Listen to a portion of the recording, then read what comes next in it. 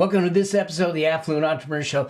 This one's a special one. It's especially curated and crafted just for you as part of my money mentorship series that I'm doing right now. A series of specific trainings choreographed just for you to help you move you along the path to financial freedom.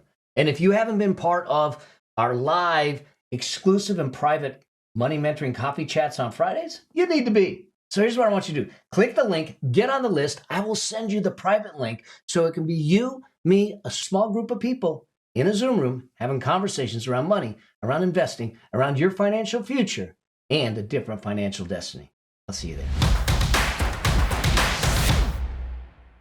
Welcome to this special series, Wealth by the Decade. This was a special one that I think is really important. But here's the thing. At the beginning of each of these episodes, the 20s, the 30s, the 40s, the 50s, and the 60s, I talk about what does it take for you to build wealth, no matter the age or stage. So it's the foundational elements. What that means for you is this.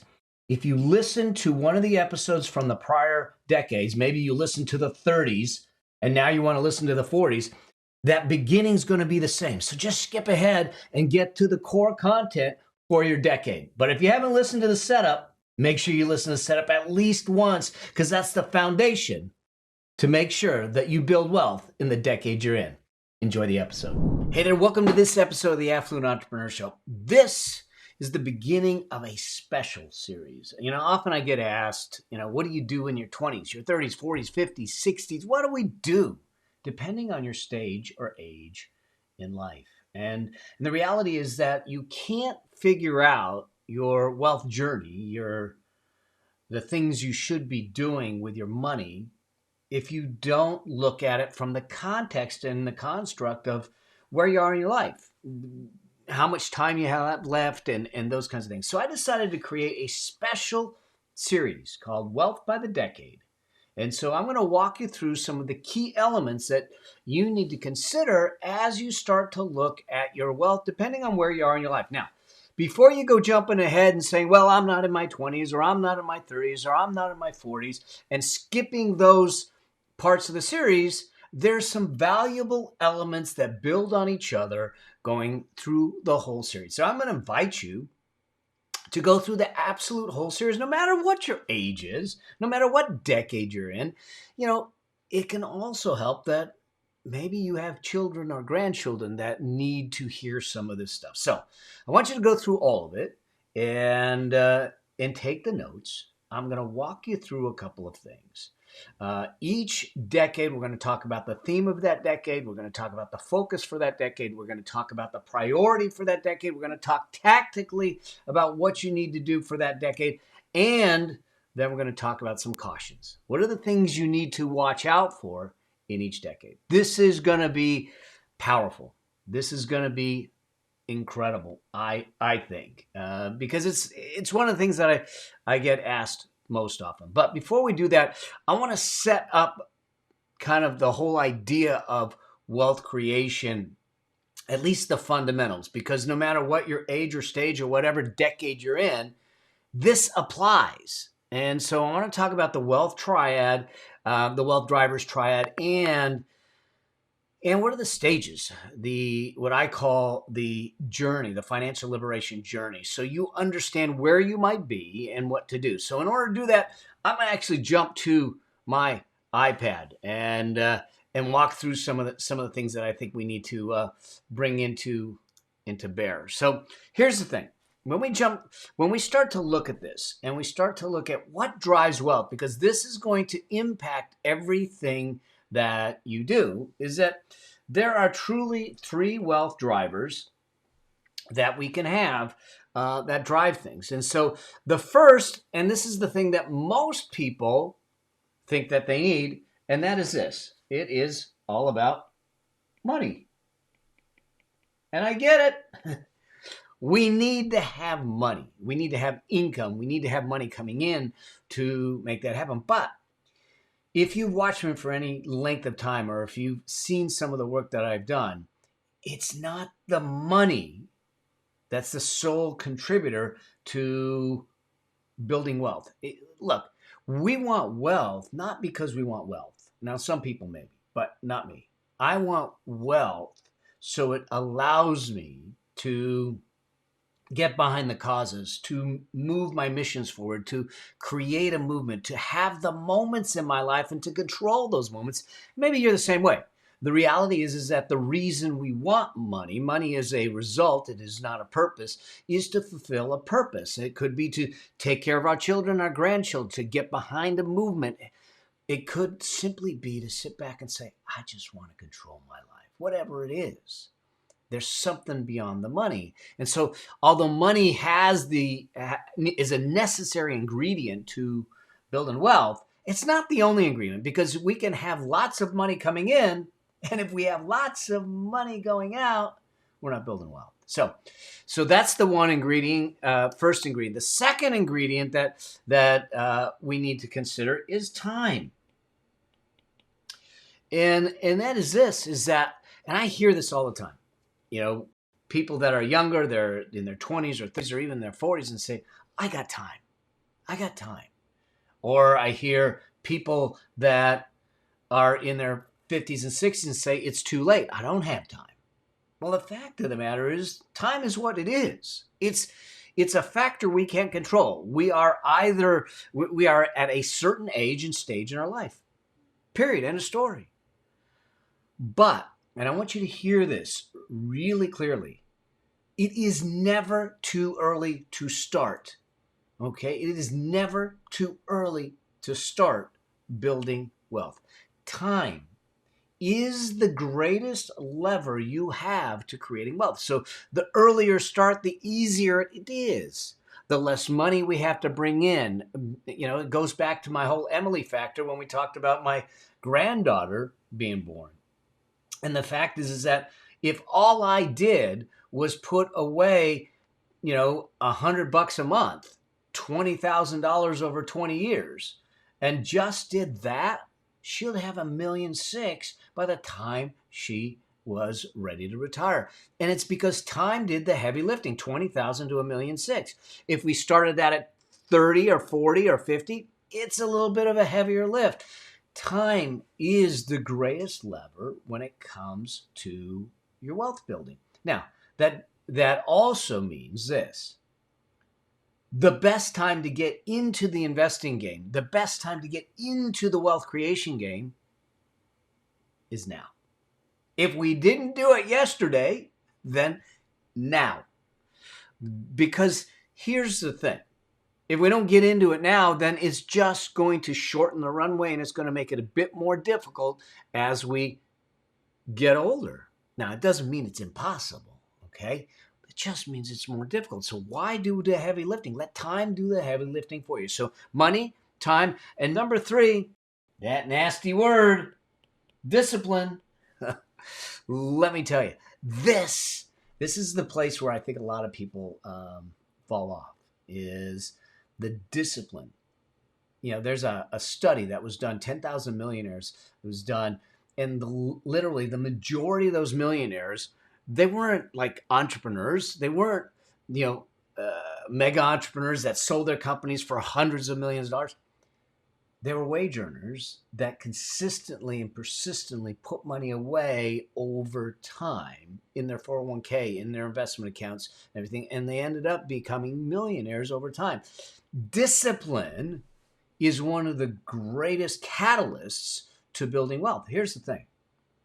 Remember, I said wealth is not about the money, it is a behavioral issue. Well, discipline is about your behaviors. If we don't get in the game early, or if we don't get in the game now, whatever the age or stage you're at, and stay disciplined in the game of wealth creation, then what happens is you make money, you lose money. You make money, you build wealth. You lose wealth, you build wealth. But what happens is it's an up and down, and you don't necessarily get ahead. So when you have the 3 key ingredients of money, time, and discipline, things shift for you. Now let's look at what happens when you have these things in place. Because if we truly have money and time, what it gives us is leverage. It gives us leverage. The time does the heavy lifting. Now I don't have to be feel the burden of putting so much away, time will do it. I'm going to give you some numbers as we go through each of the decades here. Okay. Now, when we have money and discipline, in other words, the discipline of our spending, the discipline of our earnings, and the discipline of our investing. We have money coming in, we have money going out, and we have money staying home, hopefully. And it's the money that's staying home, what we do with that, that starts to create the wealth, building the money machine that's going to give you the freedom, the wealth machine that gives you the freedom to choose, to have the option to work because you want to, not because you need to be able to decide whether you're going to take a project on or not, to decide that you're going to take a month off, like my son and his wife are doing, and going to Portugal. We're going to join them, so those kinds of things. And what that means is that when you manage your income, your inflows and your outflows effectively, and what's staying at home, you're creating margin in your life, but you're doing it from a financial standpoint also. And so this starts to really drive things. Now, when you have discipline and time, what happens is you start to create habits, and those habits give you consistency. And this, my friends, this is the key. These are the three wealth drivers. When we start to understand how to manage all of these, and time is always going to be defined as now. It's never too early. It's never too late. It's now. Okay. So hopefully this makes sense to you. Now, there are stages to go through. And I've had so many people that say, what's my financial freedom number? Okay. What's my FI number, my FIRE number, all that stuff. And sometimes those numbers can get really large, which means that they feel so far away. And so you're in many cases sitting back saying, I don't think I never get there. But I want to bring something to you. I want to give you kind of the 4 stages, the 4 steps you have to go through. Because let's face it, whether you're in debt or whether you have hundreds of thousands of dollars or millions of dollars, if we need to get to $1,000, we pass through $100. If we need to get to $10,000, we pass through $100, then that $1,000, then $5,000, and we get to $10,000. If we need to get to $1 million, we have to pass through the 100, the 1,000, the 10,000, the 100,000, the 500,000 to get there. Realize that it's a journey. It's not a destination, and there are milestones in this journey that I call the financial liberation journey. And I think that when you start to understand that all I'm trying to do is get to the next milestone, then I'll worry about the next milestone and then the next. When we turn around and say, I got to get to 5 million, if that's the number, it feels lofty and unreachable and impossible. And so too often we stop. But what we need to do is put little milestones that say, oh, I'm on track. I'm doing well.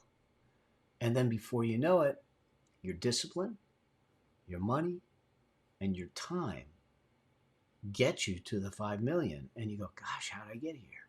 Well, you got there by moving through the 4 stages of the financial liberation journey. So let's look at them. Because here's the thing. When we talk about the financial liberation journey, and this is financial liberation. This is the journey, the path. And so here's the thing.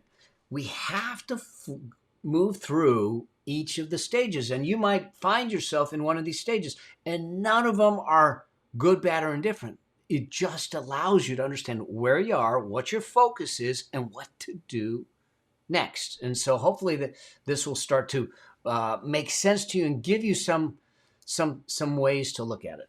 The very first stage that we have to pass through, that $100, if you will, is what I call financial stability. And what is financial stability?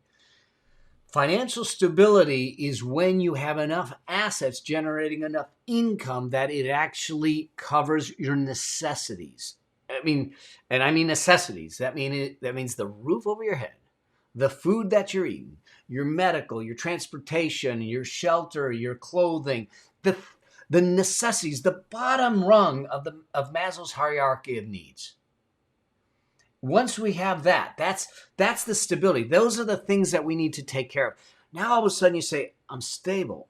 My necessities, my survival is covered. Okay? And if we have our survival covered, it gives a level of peace of mind. We know that we're okay. Now, it may not be the lifestyle we want. It may not be the lifestyle we have currently. But at least we're not on the street. At least we're not in debt. At least we're not struggling to just survive. So we need to get to that stability line first. And so if you're in debt or you're struggling, you're living check to check, there's some things that we need to do to get some things dialed in. We'll talk about those decade by decade. And then, because then once we get to the stability stage, we can move to the next stage. And that next stage is what I call financial security. And financial security, if financial stability is your necessities, financial security is your current expenses, your current lifestyle expenses, if you will. And so if I look at it, and let me just throw some numbers to it, if my survival, my rent or my mortgage, my medical, my food, my clothing, transportation, let's say that was $2,000. Okay, so I would need to generate enough income, $2,000. If I did that, then I am at the financial stability line. But that's just the necessities. What about things like Netflix and mani-pedis and other luxuries and and the gym membership and all those things? Those are lifestyle expenses. Those are lifestyle expenses. They're not necessities. Now I get it. You might say to me, Mel, it's necessary. I get it. All right. But the reality is they're not. But those are lifestyle expenses. This is where we have to get to for financial security, where we can support our current lifestyle. Hopefully this makes sense. So our current lifestyle is then supported. Now we have financial security because now we sit back and say, I can keep living this lifestyle without having to worry. And so if our necessities were $2,000, and let's say that in order to continue our lifestyle, including the necessities, it's $5,000. That means that I need $3,000 more. So your financial security is a total of $5,000, which is the $3,000 for lifestyle and the $2,000 for financial stability. Now we're doing well. Now we're at the security line. Now we know that our current lifestyle is safe. That leads us to stage number 3. Stage number 3 is financial independence.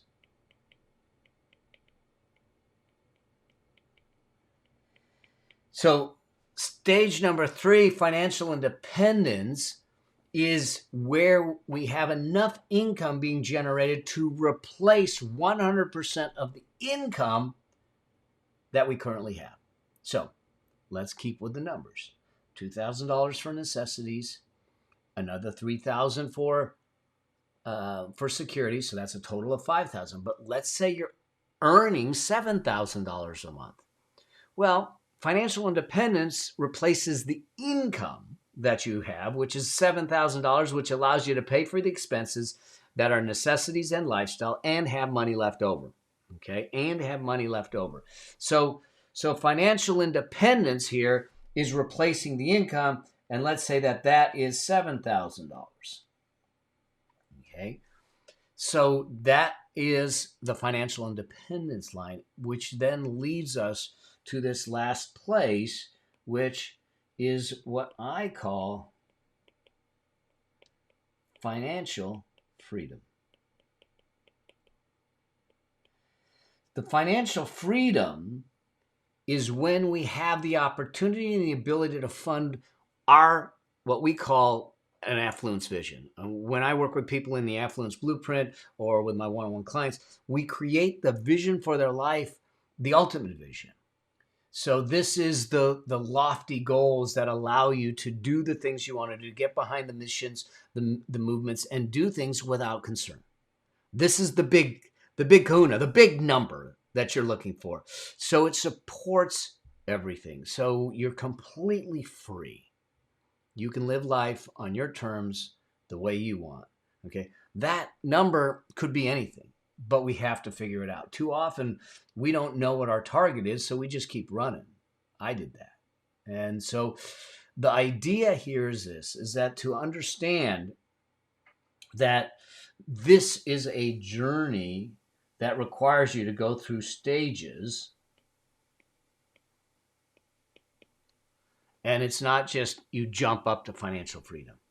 So when we do this and when we look at the stages and the decades of our life, we start to look at it through these eyes to understand that I'm going to be, whether I'm at the stability stage or security stage or independence stage or freedom stage, we're at different stages. Totally fine. The fact that you know what stage you're at allows you to know what the next milestone is. Okay. So that's the financial liberation journey. And I think when you look at the 3 wealth drivers and the journey, now you understand some of the elements that come into play with building wealth. All right. So with that, let's jump to the decades. All right. Let's jump to the 30s. This decade is a fun one. This one is affectionately called the messy middle because there's all kinds of messy stuff going on in our lives in our 30s. You know, we're building families, we're having kids, we're trying to figure out directions. We might be moving, buying a home. All kinds of changes financially are coming about during this decade of life, hence the messy middle. All right. So, as we did in the last decade, we're going to talk about it in different components: the theme, the focus, the priorities, the tactics, the cautions, and the things that you need to do next. All right. So the theme for the messy middle for the 30s is stability. You know, with all the changes that are going on, with the fact that, you know, many might get married or have just gotten married, they may be having kids. You might be having kids, looking at buying your first home.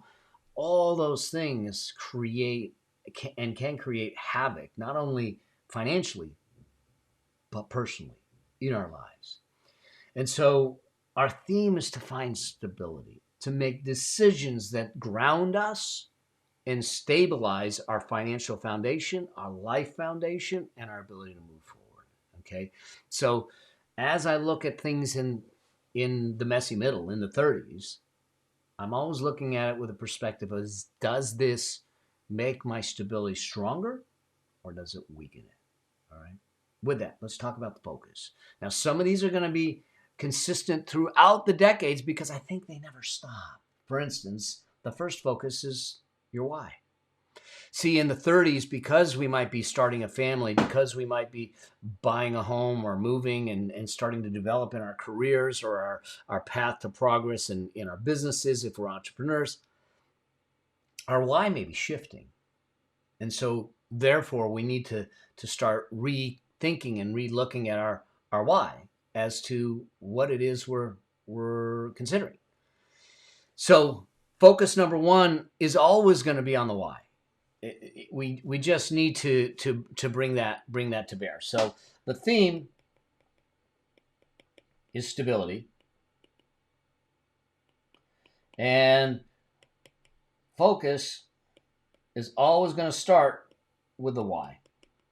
And it's always going to have some component of education because, look, as things shift, as things change, so does your knowledge need change. So again, keeping consistent, keep staying in the game with your education, growing a little more with your financial acumen, growing a little more with understanding investments, growing a little more with your money management skills, growing a little more by listening to podcasts, by watching shows. Hint, hint, hint, mine. Stay with me. Stay with me. I'm with you all the way. All right. Reading books, getting in courses, taking control of your financial future so you are in control. Now, the other focus here that I think starts to come into play, and this is something we need to be mindful of, and that's actually family, especially if you're building a family. And I say this because the tendency now is to say, I'm going to work like crazy. And that's great, and you should. But if it is at the cost of your relationships in your family, I want you to re-look at it and say, not whether you can or can't, but how can you? You know, I went through this as a single full-time dad.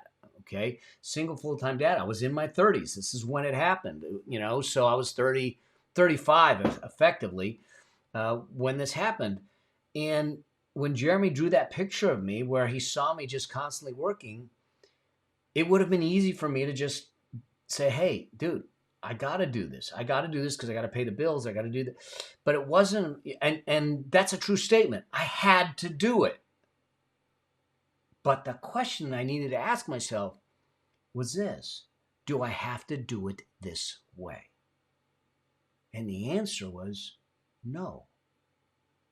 There was a better way for me to create wealth, to create income, and to build my relationship with my son, to be a good dad at the same time. They can coexist. It's what gave rise to the Affluence Blueprint and the things that I do today. It's the way I learned to build my business. I started to look at it and say, what do I need to do differently to make sure that I have the family that I want to have, to be the dad I want to be, but to create the wealth, the financial freedom, and the income that I need. And it is possible. And it's based on priorities. It's based on processes. It's based on principles. The same things that I teach in the show and I teach in the Affluence Blueprint and work with my clients. Because forsaking the family for the sake of income will cost you more in the long run than I think that you're willing to bear, because we don't realize the cost of losing family. Okay. And this is a guy who is in his 60s now, looking back and saying, I'm so glad that I did it the way I did it. I'm so glad that I went through the trials, the challenges, and found a way. And it's what drives me now, is because I have this great relationship with my son today and built it over time. And I want you all to have a strong family, a strong income, a strong wealth, a strong generosity, a strong all of it. It's possible. Okay. Now, so that's focus number 3. That another focus that I think happens here is this is a time where we start to redefine some things, because we are typically moving away from just living on our own and building for our own. We're building for others. We're creating legacy for someone else. It's our spouse, it's our significant other, it's our children. It's a movement, it's a mission. So a lot of times we start to redefine our lives. And I want you to be open to being willing to say, hey, what worked for me in the last decade isn't maybe as important or a priority in this decade. Totally cool. And this is about expanding your foundation. You know, a focus on expanding your financial foundation, the strength of that structure to carry you forward. That means your investments, your plans, and structure. We'll talk more about that in the tactics. And then finding margin in the money to use. This is a place in our 30s where our expenses can get away from us if we're not careful. We start to outlive our income, or we start to allow our lifestyle to creep. I want you to enjoy life, but I want you to do it with intent. In other words, it's an intentional spend. You've made the choice that, and it's not something that all of a sudden you find yourself in a place where you're going, wow, how am I spending all this money? I don't want it to creep up on you. I want it you to be in control of it. So in that focus, if you have these focuses in place, it allows you to then have some priorities. And so now let's look at the priorities, and there's 4 priorities when we get into our 30s, I think. The first is this, and this goes back to family. We need to get harmony in our lives. I don't believe that there's such a thing as work-life balance. Balance insinuates that you have counterbalancing weights that are pulling against each other, that in the end, it's a balance. That's like saying my feet are in the freezer, my head is in the frying pan. On average, I'm warm. It doesn't work that way. I think things have to harmonize. Our life, our work, our hobbies, our family, they need to work in concert with each other. Otherwise, we don't experience the richness of life. So our priority is to find that harmony. And harmony will come from intentionally making choices, deliberately making decisions. Okay?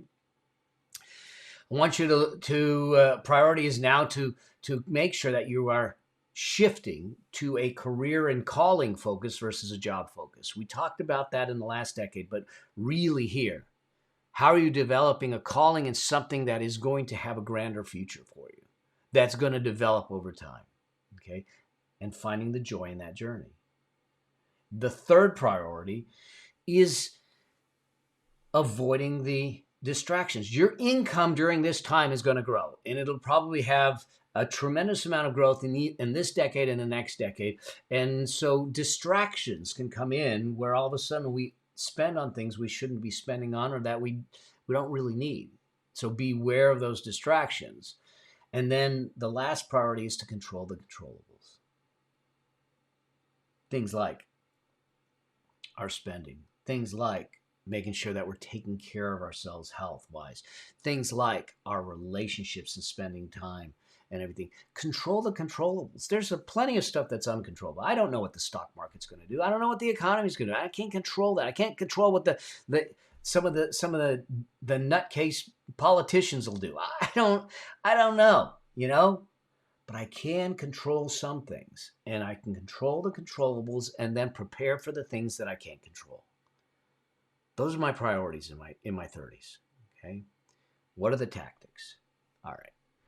Tactically, there's a couple things that now we're going to get a little more involved here in the tactics. First off, number one, you must at this stage have your comfort and emergency or peace of mind fund in place. That means that you're going to have at this stage, you should have 12 to 18 months of expenses in a high yield cash account. I know that's a lot, but if you've got a family and the family is growing, if it's a single income household, not a 2-income household, all those things play into it. I want you to make sure that you have that fund in place. It must be in place. Number 2, tactically, I want to make sure that you are pushing 20% of your income into investments, into a 401k, into Roth, into investment accounts on autopilot. Now, if you are behind and you're just starting out, that 20% might need to go to 25%. If we do a financial plan and we detail it out, we start to see some things. We may need a little more than that to make it work, okay? But I want you to make sure that you are making it a priority and that you're doing that on a regular basis, and put it on autopilot, out of sight, out of mind, no effort involved. So that's the second tactic. Number 3, this is a wonderful time for you to take advantage of tax-free accounts like a Roth IRA or a Roth 401k. Max that out, because when it comes out, it's going to come out tax-free. Now, if your tax rate is higher, say above 25, 28%, maybe you go with a taxable account and get the tax deduction because of the benefit there. But if you're in a low tax bracket still, you want to look at that. Now, I'm not giving you specific advice because I don't know your specific circumstances. But this is part of the plan for you to start to look at what's going on. So that's number 3. Number 4, and you've heard it before, is I want you to make sure that you're maxing out the match. If your employer is matching your contribution to your 401k, then I want to make sure that you're getting that employer's free money. Pick up the 20s, pick up the hundreds that they're putting down on the table because they're yours. Grab them. Okay. Again, just like in the 20s, low cost ETFs, index funds, target date funds, it makes it easy. And then now you can start looking at, you've got all these things in place. I'm funding my retirement. I'm maxing the match. I've got it in place. And now you can start looking further at investing in real estate. Here's my caution here. I don't want you overbuying. I don't want you chasing it. Beware of over leveraging yourself. We're going to see low rate loans, variable rate loans that maybe are affordable at the beginning that can't be affordable when they start to adjust. Be aware of that when you go into it. Now, here's a couple things that we didn't do in our 20s that I want you to do now. I want you to start tracking your net worth. There is a training around net worth that I'll make sure that we hook up at the end of this so you can get access to it. That'll talk about it. But this is the number I want you tracking for the rest of your life. This is the thing that's going to drive you understanding whether you have the level of money machine that's going to give you the financial freedom that you deserve. So you're going to do regular net worth tracking at least once a year. I do mine monthly. You don't need to be that dogmatic about it. Once a year at a minimum. If you want to do it quarterly, great. Okay. So net worth tracking is really something that's important now, and I'll make sure that you get the training video to understand what that is. This is a time where you might want to start looking at, do I need advice? Do I need a money coach? Do I need a mentor? Do I need a planner? Someone like myself, someone like someone else that can help you out to make sure that you have all the pieces in place properly. Because I get it. It's not your everyday thing, but at least you understand that. And then two other things that are tactics that I think we need to think about at this stage is making sure, number one, making sure that you have the right insurances in place. Now, when we talk about insurance here, I am not a proponent of getting a ton of insurance because Lord knows they don't need me selling for them. But there are some insurances that I think you need to start considering, especially if you're a business owner, especially if you are building a family, you're starting to collect assets, that kind of thing. And so when we talk about insurance, there's a couple things that I want you to consider. First off is you may need life insurance. Okay. I'm going to be really clear with you. Okay. I don't want you getting sold into some crazy whole life policy where, they're making this whole big stink about, hey, we'll invest the money for you and you have this cash value and all that stuff. That's overpaying premiums so they can invest for you and you can do better on your own, I believe. And that's what's been proven out for a long time. There are some very unique circumstances where that might make sense, but highly unlikely at this stage. Simply get term life insurance. Term, that's it. It's to ensure the income streams that you have coming in, and then we'll invest the difference. I don't want you overpaying premiums so you can pay someone else's commission and they make a lot of money on those policies so you can get substandard, subpar returns, and they promise you cash flow somewhere down the road. It just doesn't make sense. It truly doesn't, okay? In most cases, okay?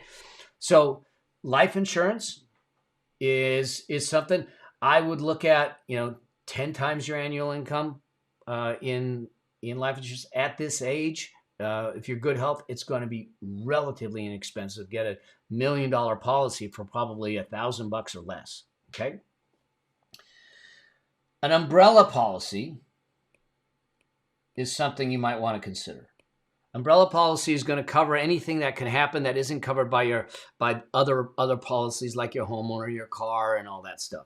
It's to cover things if there's some sort of devastating impacts, devastating something, okay? So an umbrella policy. And then the other one that I'd like you to consider, and a lot of people don't think about, is this, a disability policy. Here's the thing. If you live an active life at all, the likelihood of disability versus death is much greater. Look, I herniated 3 discs in my back. I couldn't walk. I was disabled for a while. I had the cancer. I had the bike accident. I had a disability policy that every single time that happened, they wrote me a check well into the 6 figures. So I could pay the bills and then focus on my healing. So I wasn't worried about that. And too often we don't think about a disability policy. I want you to look at a disability policy that will make sure that you get paid or you get payment if, God forbid, something happens. And we're talking long-term disability. Typically the wait period is 90 days. So I have to be disabled for 90 days before they're going to start paying. So it's not like a short-term disability. This is something that's going to be around for a while. Okay. So I would look at a disability policy and there's a couple of different ones, own occupation or not. An own occupation is a very narrow definition. I don't sell insurance, but I want you to look into it because that will cover your ability to earn if you're disabled. You'll have life insurance to cover the people you love and their lifestyle. If God forbid something happens, you'll have an umbrella policy that if something happens and you're liable for something, that will pay off. And all we're trying to do is corral any losses and limit your exposure in that process. So insurances, and one more thing. This is a time where I want you to start considering estate documents. You now are building net worth. What happens if you've got kids? If you start acquiring property? This is a time to start looking at, do I need a trust? Okay, in many cases, you ought to have a trust, but it depends on each state. Each state's very different. California happens to be a probate state. So if someone passes away, the state takes some fees to try and manage the estate. Well, if you have a trust, you avoid all those fees, and those fees aren't cheap. So depending on your state, you're going to want to get advice from an estate attorney, but this may be the time where you want to make sure you have a trust in place that takes into consideration the assets, the income, and if you have kids, guardianship, and all those things. The way you can create trust documents that embed your values into it for your children, so they don't just get money for the sake of money, but they get money because of performance and all that stuff. So we did that. So those are the things that I would look at. Let me just go back through it again. Your peace of mind fund in place, investing 20-25% minimum on autopilot. Make sure that you're maxing out the match. If your tax rate is on the lower side, put it into a Roth. If it's on the higher side, you might want the taxable tax deduction accounts. Low cost ETFs index or target date funds to make it easy at the start, and max out the retirement. Once you're maxing out that retirement, you can start looking deeper into real estate, but don't overbuy. Net worth tracking, possibly getting a financial coach or mentor. Get your insurances in place. Make sure you have estate docs. All right. What are the cautions? What are the cautions in the messy middle? I told you there's a lot going on in the 30s. A lot going on in the 30s. And so that's why we call it the messy middle. Here's the thing. Here's two major cautions, and they're kind of the same. One is avoid the keeping up with the Joneses syndrome. What do I mean? You see your neighbor just bought a car and you want to buy a car. You're watching on social media and comparing and going, oh, look what they got. I got to go do that. You start allowing the things that people outside of you are doing that to impact your buying decisions. Avoid trying to stay up. Live life intentionally your way by your definition. That's why clarity is so important. That's why your why is so important. And because this can get you in trouble because you start buying things that you probably wouldn't have otherwise bought because someone else did. Keeping up with the Joneses is a syndrome that can bury you. And here's the deal. The Joneses, they're broke, okay? I don't want you to go there. That also leads me to the second caution. Now, the second caution is lifestyle creep. Typically, your income is going to continue to go up. And what happens is we start to expand our lifestyle for this because our income's going up. And I'm all for celebrating and doing that. The question is, do we overdo it? Lifestyle starts to creep and overexpand beyond the income, or that our ability to create a financial freedom future is shrinking because we're taking the margin we have and using it to live today. So as long as we keep the discipline and we keep that margin going into investments and we slowly expand our lifestyle, great, but we do it intentionally and we don't allow it just to happen. Okay, so those are the two cautions there. Here's the magic $1 million number. Okay, in your 30s, remember in the 20s, it was like $150, $170, $180 a month would get you to $1 million. Here, at age 35, you're going to need to start putting away somewhere between $400 and $500 a month. It starts creeping up here because we're getting late. We're shrinking down the timeline to make that happen. All right. I hope this helps. I hope this gives you some things to consider if you're in this decade. Okay. And I get it. I threw a lot at you. Come back, listen to it again, watch it again, take notes. We'll make sure that we hook you up with some additional resources and guidance as we go through. But that's the messy middle. That's the messy 30s. All right. Next stop. We're going to the fortunate 40s. Now we're going to the next decade. I'll see you in the next decade. Cheers. Did you know that there are 9 accelerators that can put your wealth creation in overdrive? Go figure that becoming wealthy doesn't just happen. But here's the thing. There is a blueprint that I can actually give you towards financial liberation and the freedom you deserve. So here's what I want you to do. I want you to register for my upcoming free 3-part live training experience where we start to build real, sustainable affluence. This is going to be all about the priorities, the processes, and the principles you need to build financial freedom, and it's free. Click the link. You'll be the first on the list to get notified when this thing goes live.